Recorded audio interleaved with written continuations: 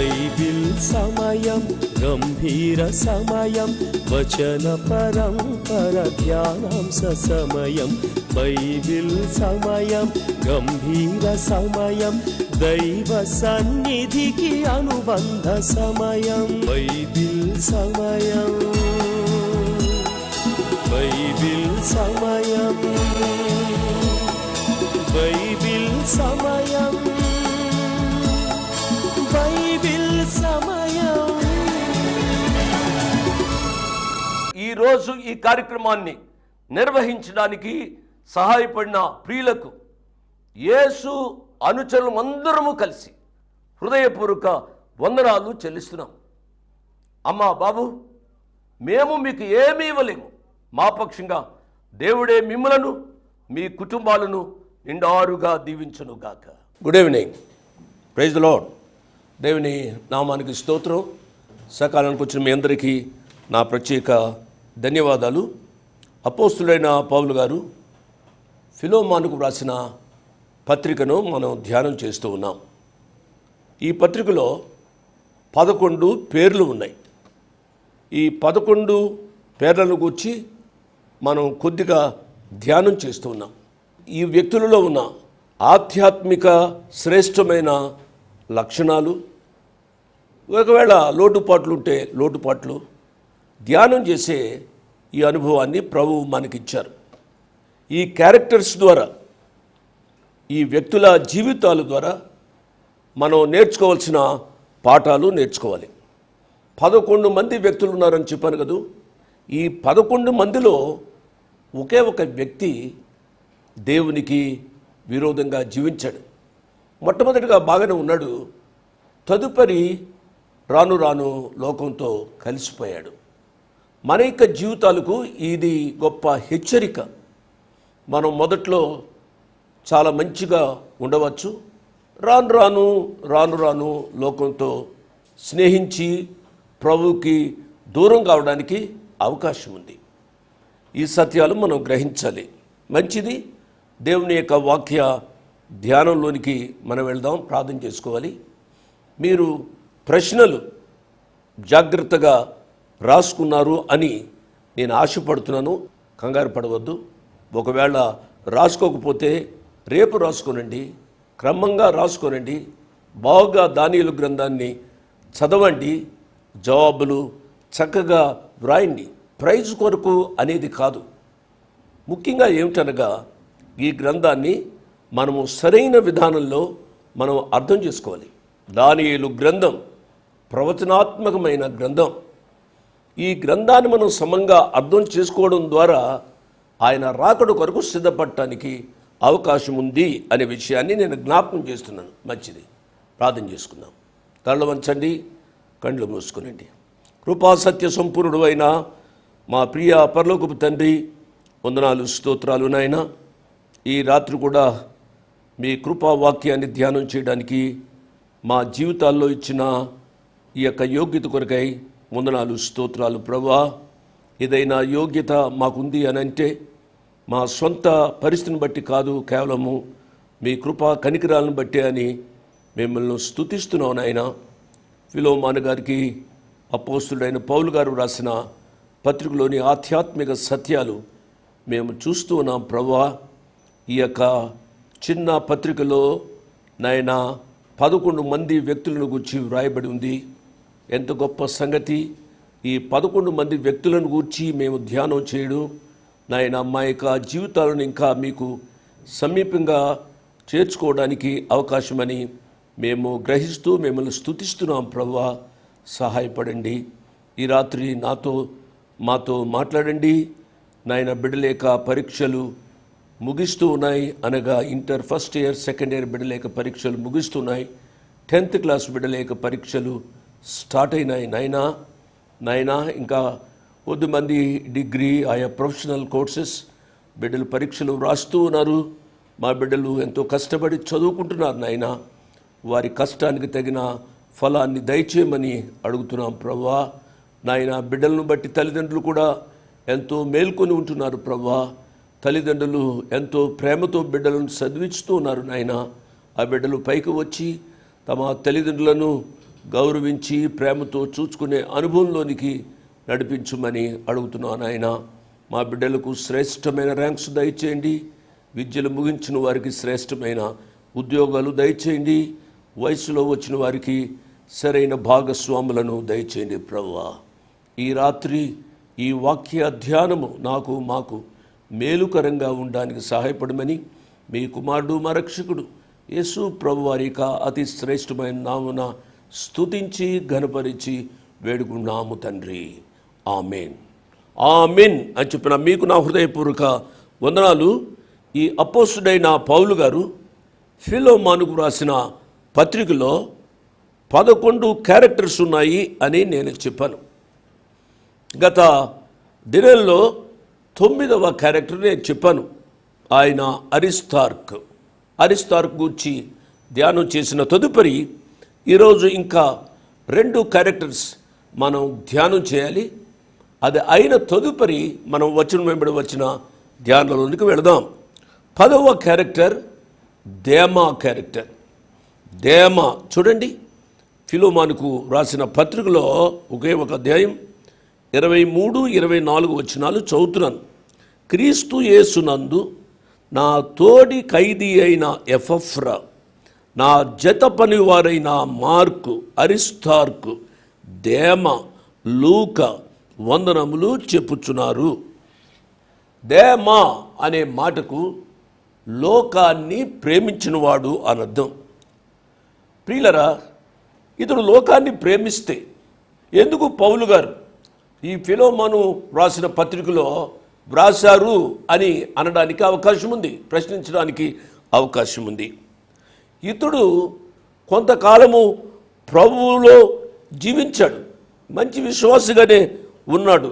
కానీ ఇతడు రాను రాను లోకాన్ని ప్రేమించి లేక తనకు వచ్చే పలుకుబడిని చూచుకొని గౌరవాన్ని చూచుకొని ఆధ్యాత్మిక జీవితంలో అతడు చల్లబడినట్లుగా మనము గ్రహించాలి. ఎందుకు అనగా పౌలు గారు తిమోతికి రాసిన మొదటి పత్రిక 4వ అధ్యాయము 10వ వచనంలో ఈ రీతిగా ఉంది.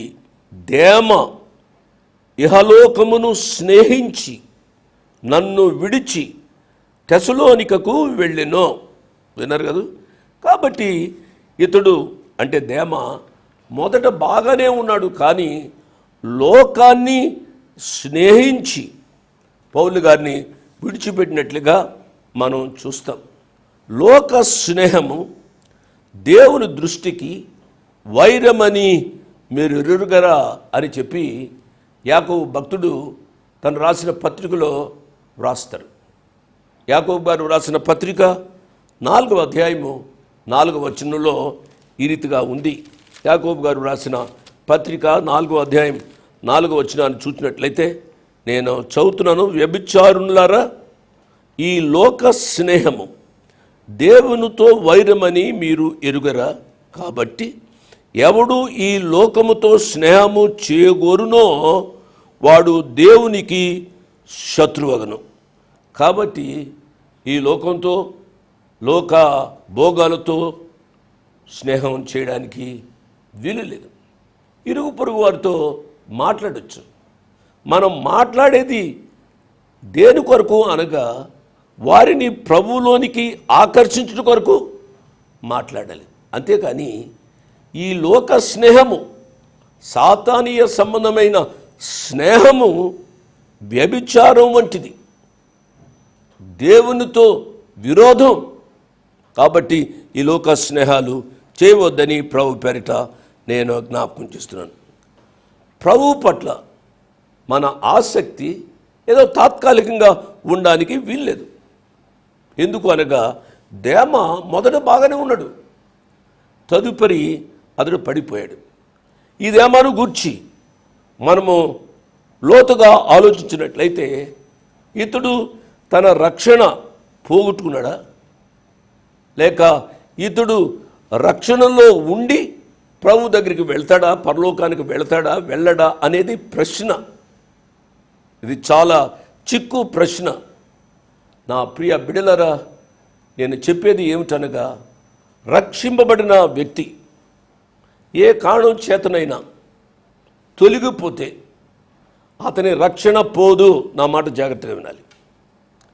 అతడు పొందిన రక్షణ యథార్థమైన రక్షణగా ఉండాలి. అంటే ఆయన అంతరంగంలో యథార్థమైన మార్పు జరగాలి. యథార్థమైన మార్పు జరిగినప్పుడు అతడు పడిపోయినప్పుడు కూడా మరలా తిరిగి లేవడానికి అవకాశం ఉంది. పంది బురదలోనికి వెళ్తుంది, మరలా పైకి వస్తుంది. పైకి వచ్చింది కదా అని చెప్పి అదెంతో శుభ్రమైన జంతువు అనుకోవడానికి వీల్లే. మరలా ఆ బురదలోనికే వెళ్తుంది. పంది లక్షణం బురదలోనికి వెళుతుంది వస్తుంది, బురదలోనికి వెళుతుంది వస్తుంది. అది పంది లక్షణం. అదే గొర్రె అలా బురదలోకి వెళితే అది మరలా రాదు. మనము గొర్రెలుగా ఉండాలి, దానిలా ఉండడానికి వీలు లేదు. ఈ సత్యాన్ని మనము గ్రహించాలని ప్రభు పేరిట నేను జ్ఞాపకం చేస్తున్నాను. మన యొక్క జీవితాలు దేమా జీవితాలుగా ఉండడానికి అవకాశం లేదు. ప్రభువులో స్థిరులుగా ఉండాలని నేను మనవి చేస్తూ ఉన్నాను. హెబ్రీలకు రాసిన పత్రికలో ఒక మాట ఉంది, నేను చదువుతాను. హెబ్రీలకు రాసిన పత్రిక 3వ అధ్యాయము 13వ వచనం నుంచి ఈ రీతిగా ఉంది. తెరిచేది కాదు. హెబ్రీలకు రాసిన పత్రిక 3వ అధ్యాయము 13వ వచనం. నేడు మీరాయన శబ్దము వినిన ఎడల కోపము పుట్టించినప్పటి వలె మీ హృదయములను కఠినపరచుకొనకూడని ఆయన చెప్పెను గనుక పాపం వలన కలుగు భ్రమ చేత మీలో ఎవడునూ కఠినపరచబడకుండానట్లు నేడు అనబడు సమయం ఉండగానే ప్రతి దినమును ఒకరినొకడు బుద్ధి చెప్పుకునుడి. ఏలయనగా మొదటి నుండి మనకున్న దృఢ విశ్వాసము అంతము మట్టుకు గట్టిగా చేపట్టిన ఎడలనే క్రీస్తులో పాలివారమై ఉన్నాము. కాబట్టి మనకి విశ్వాస జీవితము, మన రక్షణానుభవం ఏ రీతిగా ఉందో క్షణక్షణము పరీక్షించుకుంటూ జీవించాలి అని నేను మనవి చేస్తున్నాను. ఇక 11th క్యారెక్టర్ లూకా భక్తుడు, లూకా వైద్యుడు. లూకాను పౌలు గారు ఏమన్నాడంటే ప్రియుడైన వైద్యుడు అని కొలసైలకు రాసిన పత్రికలో చెప్పారు. కొలసైలకు రాసిన పత్రిక 4వ అధ్యాయం 14వ వచనంలో ఈ రీతిగా ఉంది. లూకా అను ప్రియుడైన వైద్యుడును దేమయు మీకు వందనాలు చెప్పుచూ ఉన్నారు. కాబట్టి ఇతడు బాగుగా చదివినవాడు. లూకా భక్తుడు అన్యుడైన లూకా ప్రభు వారిని అంగీకరించాడు. అసలు లూకా అనే మాటకు అర్థం ఏమిటి అనగా ప్రకాశించువాడు అని అర్థం. ఎప్పుడైతే అతడు ప్రభువును అంగీకరించాడో అనేకుల జీవితాలను ప్రభావితం చేయడానికి ప్రకాశించినవాడు లూకా. లూకా వైద్యుడు. తన యొక్క వైద్య వృత్తి పౌలు గారి యొక్క సేవా జీవితంలో ఎంతో పనికి వచ్చింది. ఈ వైద్య వృత్తి ఈ దినాల్లో కూడా ప్రభువులోనికి నడిపించడానికి గొప్ప సాధనము అనే విషయాన్ని నేను జ్ఞాపకం చేస్తున్నాను. ఈ లూకా వైద్యుడు లూకా సువార్తను వ్రాశాడు, అపోస్తుల కార్యాల గ్రంథాలను కూడా రచించాడు. అంత మాత్రమే కాదు, పౌలు గారి యొక్క సువార్త దండయాత్రలో కూడా ఇతడు పాల్గొన్నాడు. మనకు తెలుసు అపోస్తుల కార్యముల గ్రంథం 16వ అధ్యాయము 11వ వచనంలో ఈ రీతిగా ఉంది. చూడండి, అపోస్తుల కార్యముల గ్రంథం 16వ అధ్యాయము 11వ వచనాన్ని నేను చదువుతున్నాను. కాబట్టి మేము త్రోయను విడిచి ఓడ ఎక్కి తిన్నగా సముద్రాకేకును మరునాడు లేపులికిని అక్కడ నుండి ఫిలిప్పికిని వచ్చింది. కాబట్టి మేము అనే మాటలో లూకా గారు కూడా ఉన్నట్టుగా మనము గ్రహించాలి. అంతమాత్రమే కాకుండా ఈ యొక్క లూకా గారు పౌలు గారు రోమా వెళుతున్నప్పుడు రోమా ప్రయాణంలో కూడా ఉన్నాడు పౌలు గారితో. ప్రభువును తన సొంత రక్షకునిగా అంగీకరించిన తదుపరి అతడు వైద్య వృత్తిలో యేసు ప్రభువారిని అనుసరించిన యేసు అనుచరుడు. అవును, యేసు అనుచరుడు అనంటే జోషి గారు ఆర్గనైజేషన్ పేరు యేసు అనుచరులు. కాబట్టి యేసు అనుచరుల ఆర్గనైజేషన్లో పనిచేస్తున్న వారందరూ లోకాలు అని అనుకోవద్దు.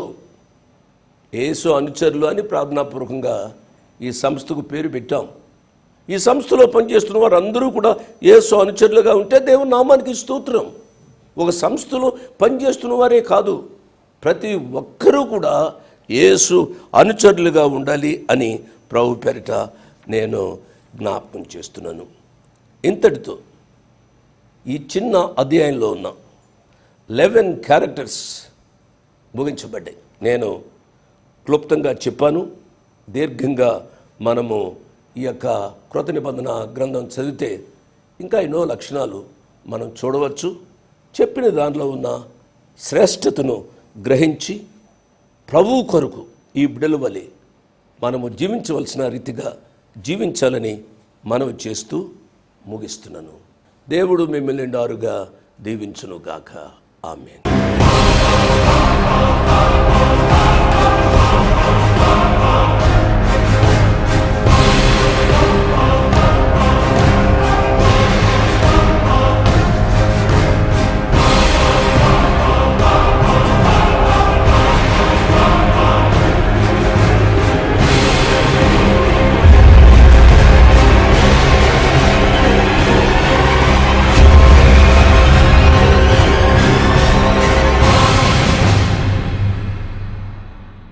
Praise the Lord. దేవుని నామానికి స్తోత్రం. ఎలా ఉన్నారు? బాగున్నారు కదా? ఈరోజు మీ ముందు మళ్ళీ రావడానికి దేవుడిచ్చిన అత్యంత కృప బట్టి దేవుడికి ఎంతో వందనాలు, కృతజ్ఞతలు నేను చెల్లించుకుంటున్నాను. ఈరోజు రావడానికి ప్రత్యేకమైన కారణం దానియేలు గ్రంథం నాన్నగారు పూర్తి చేశారు. ఈ దానియేలు గ్రంథం పూర్తి చేయడానికి దేవుడిచ్చిన కృప బట్టి దేవుడికి ఎంతో వందనాలు, కృతజ్ఞతలు చెల్లించుకుంటున్నాం. ఇప్పటి వరకు 8 గ్రంథాలు బైబిల్ సమయం కార్యక్రమం ద్వారా ఆరాధన ఛానల్లో వచనం వెంబడి వచనాన్ని పూర్తి చేయడానికి దేవుడిచ్చిన అత్యంత కృపకి మేము ఎంతో వందనాలు, కృతజ్ఞతలు చెల్లించుకుంటున్నాం.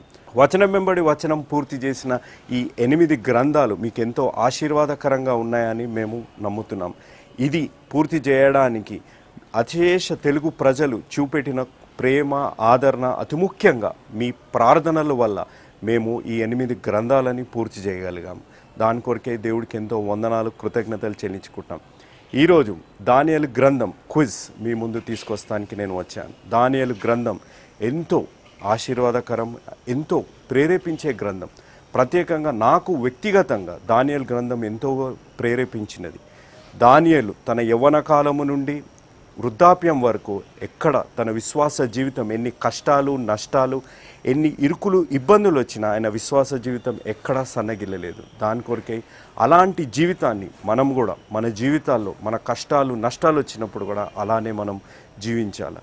తనే కాకుండా తన స్నేహితులు షద్రక్, మెషక్, అబేద్నెగో వాళ్ళు మరణాన్ని చూచేటప్పుడు వారు అన్న గొప్ప మాట, దేవుడు మమ్మల్ని కాపాడినా కాపాడకపోయినా ఆయన యందే మేము విశ్వాసం ఉంచుతాం. అలాంటి విశ్వాస జీవితాన్ని, అలాంటి ప్రార్థన జీవితాన్ని మనం కూడా ప్రత్యేకంగా యవనస్తులు అలాంటి జీవితాన్ని మీరు జీవించాలి. ఓకే, ఇప్పుడు క్విజ్ టైం. దానియేలు గ్రంథంలో నేను మీకు 12 ప్రశ్నలు ఇస్తాను. ఆ 12 ప్రశ్నలకు మీరు సరైన జవాబుతో వస్తే 3 బహుమతులు ఇవ్వబడును. First prize, second prize, third prize ఉంటాయి. కాబట్టి దానియేలు గ్రంథంలోని ఈ 12 ప్రశ్నలు. మొదటి ప్రశ్న, దానియేలు గ్రంథంలో మాంత్రికులు చెప్పిన సగము నిజము, సగము అబద్ధము, హాఫ్ ట్రూత్ అండ్ హాఫ్ లై ఏది? అది మాకు మీరు రెఫరెన్సులతో రాయండి.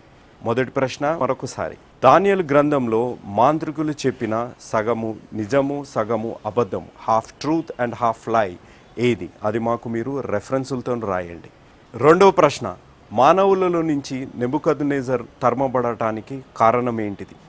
రెండవ ప్రశ్న మరొకసారి, మానవులలో నుంచి నెబుకద్నెజర్ తరమబడటానికి కారణం ఏంటిది? మూడవ ప్రశ్న, వేరగు కొమ్ము పరిశుద్ధులతో యుద్ధం చేసి గెలుస్తుంది. ఆ కొమ్ము ఎవరు? రెఫరెన్సులతో రాయండి. మూడవ ప్రశ్న మరొకసారి, వేరగు కొమ్ము పరిశుద్ధులతో యుద్ధం చేసి గెలుస్తుంది. ఆ కొమ్ము ఎవరు? రెఫరెన్సులతో రాయండి. నాలుగవ ప్రశ్న, మెస్సయ్య వచ్చే వరకు ఎంతకాలం పడుతుంది? అది ఎప్పుడు ప్రారంభం అవుతుంది? 4వ ప్రశ్న మరొకసారి, మెస్సయ్య వచ్చే వరకు ఎంతకాలం పడుతుంది, అది ఎప్పుడు ప్రారంభమవుతుంది? 5వ ప్రశ్న, సమాధుల్లో నిద్రించువారు అనేకులు మేల్కొంటారు, వారు ఎవరు? నిత్యముగా హేయులగుటకు మేల్కొనువారు ఎవరు? అది మీరు మాకు రెఫరెన్సులతో రాయండి. 5వ ప్రశ్న మరొకసారి, సమాధుల్లో నిద్రించువారు అనేకులు మేల్కొంటారు, వారు ఎవరు? నిత్యముగా హేయులగుటకు మేల్కొనువారు ఎవరు? అది మీరు మాకు రెఫరెన్సులతో రాయండి. 6వ ప్రశ్న, నువ్వు బహుప్రియుడవు అనే మాట ఎవరిని ఉద్దేశించి చెప్పబడింది, ఎన్ని పర్యాయాలు చెప్పబడింది? మాకు రెఫరెన్సులతో రాయండి. 6వ ప్రశ్న మరొకసారి, నువ్వు బహుప్రియుడవు అనే మాట ఎవరిని ఉద్దేశించి చెప్పబడింది, ఎన్ని పర్యాయాలు చెప్పబడింది? మాకు రెఫరెన్సులతో రాయండి. 7వ ప్రశ్న, దానియేలు ఎంతవరకు జీవించాడు, బహుశా ఎన్ని సంవత్సరాలు బ్రతికి ఉంటాడు? మీరు మాకు రాయండి. 7వ ప్రశ్న మరొకసారి, దానియేలు ఎంతవరకు జీవించాడు, బహుశా ఎన్ని సంవత్సరాలు బ్రతికి ఉంటాడు? మీరు మాకు వ్రాయండి. 8వ ప్రశ్న, నెబుకద్నెజర్ రాజు దానియేలుకు బెల్తషాజరు అను పేరు పెట్టడానికి కారణం ఏమిటి? ఆ కారణాన్ని ఎవరు వివరించారు? మీరు మాకు తెలియజేయండి. 8వ ప్రశ్న మరొకసారి, నెబుకద్నెజర్ రాజు దానియేలుకు బెల్తషాజరు అను పేరు పెట్టడానికి కారణం ఏమిటి?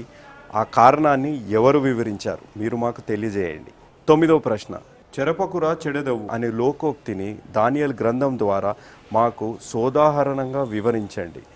9వ ప్రశ్న మరొకసారి, చెరపకురా చెడెదవు అనే లోకోక్తిని దానియేలు గ్రంథం ద్వారా మాకు సోదాహరణంగా వివరించండి.